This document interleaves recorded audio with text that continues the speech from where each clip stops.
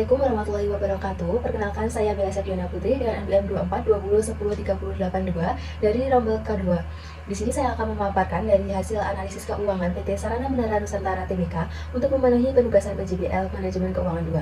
Jadi ada beberapa sebab yang akan kita bahas. Yang pertama itu ada pendahuluan, yang kedua kajian kinerja dan fundamental, yang ketiga analisis risiko dan biaya modal, yang keempat struktur modal, yang kelima kebijakan dividen, yang keenam kesimpulan dan saran. Untuk yang pertama yaitu ada pendahuluan. Jadi PT Sarana Menara Nusantara Tbk ini didirikan pada tahun 2008 dan berkantor pusat di Jakarta, Indonesia. PT ini bergerak di bidang infrastruktur telekomunikasi, khususnya itu penyewaan menara telekomunikasi. Dan PT ini tuh sudah tercatat di Bursa Efek Indonesia dengan kode saham TUWR. Adapun visi dan misi yang ditampilkan di slide. Kemudian ada struktur kepemilikan saham. Jadi kepemilikan saham tertinggi itu dipegang oleh PT Sapta Adhikari Investama, dan yang selanjutnya ada PT Dwi Mulia Investama Andalan, dan yang selanjutnya dipegang oleh individu dan juga masyarakat.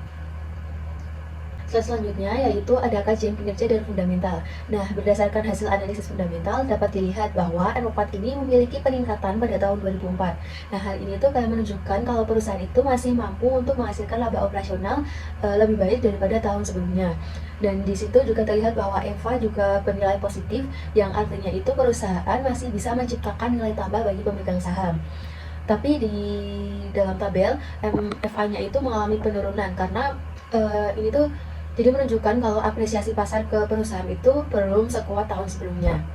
Untuk yang tabel profitabilitas bisa dilihat bahwa rasio kayak BEP dan ROI itu mengalami penurunan. Jadi efisiensi perusahaan ini tuh juga berpengaruh gitu dalam menghasilkan laba dari aset yang dimiliki, jadinya itu sedikit menurun. Tapi di sisi lain juga ROE ini masih berada pada tingkat yang cukup tinggi, dan margin dari laba operasional ini juga masih kuat. Jadi kalau diambil secara umum itu perusahaan masih mampu menghasilkan keuntungan lebih baik. Nah, selanjutnya yaitu manajemen aset. Nah, pada manajemen aset ini tuh kayak terlihat kalau perputaran aset ini mengalami perlambatan. Jadi menunjukkan kalau aset yang dimiliki perusahaan ini tuh belum dimanfaatkan secara optimal untuk menghasilkan pendapatan. Tapi di sisi lain juga dapat dilihat dari hasil likuiditasnya, itu tuh terdapat perbaikan dibanding dari tahun sebelumnya. Tapi kemampuan perusahaan untuk memenuhi kewajiban jangka pendeknya ini juga masih harus ditingkatkan karena rasio likuiditasnya ini masih tergolong rendah. Selanjutnya yaitu analisis risiko dan biaya modal. Nah, dari sisi risiko sendiri, nilai betanya itu masih berada di atas 1. Jadi risiko pasar perusahaan ini masih bisa dibilang tergolong tinggi. Nah, karena nilai betanya ini juga mengalami penurunan dibanding tahun sebelumnya. Dan juga ROIC perusahaan ini masih lebih besar daripada WACC, yang berarti ini perusahaan masih mampu menciptakan nilai bagi pemegang saham. Tapi selisih antara ROIC dan WACC ini semakin kecil, jadi perusahaan ini harus lebih efisien dalam menggunakan modal yang dimiliki. Selanjutnya yaitu ada struktur modal.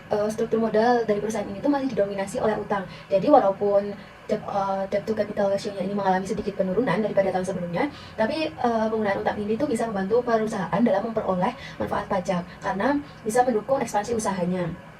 Tapi kalau dari proporsinya itu diambilnya terlalu tinggi, ini tuh juga bisa meningkatkan risiko keuangan perusahaan di masa yang akan mendatang. Lalu selanjutnya yaitu kebijakan dividen.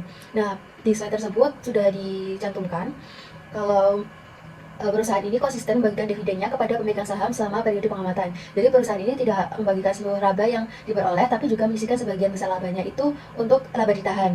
Nah, ini tuh bisa membuat perusahaan bisa membantu perusahaan menjaga keseimbangan antara memberikan imbal hasil kepada investor atau untuk memenuhi kebutuhan pendanaan yang nantinya akan digunakan sebagai pertumbuhan usaha.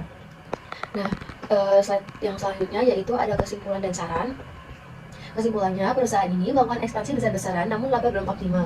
NOPAT hanya tumbuh 4,2% dan berbagai rasio profitabilitas menurun. Perusahaan lambat dalam menghasilkan laba dari aset baru yang diakuisisi.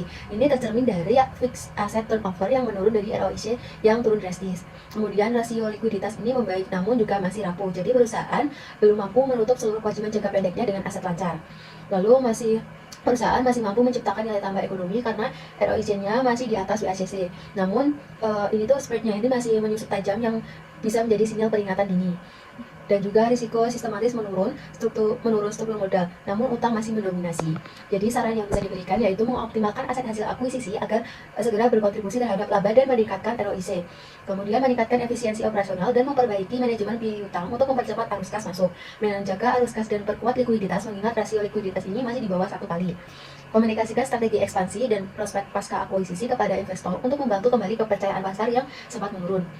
Kurangi ketergantungan pada utang secara bertahap untuk menyeimbangkan struktur modal dan mengurangi risiko finansial di stres jangka panjang. Nah, mungkin itu saja yang bisa saya presentasikan. Kurang lebihnya mohon maaf. Wassalamualaikum warahmatullahi wabarakatuh.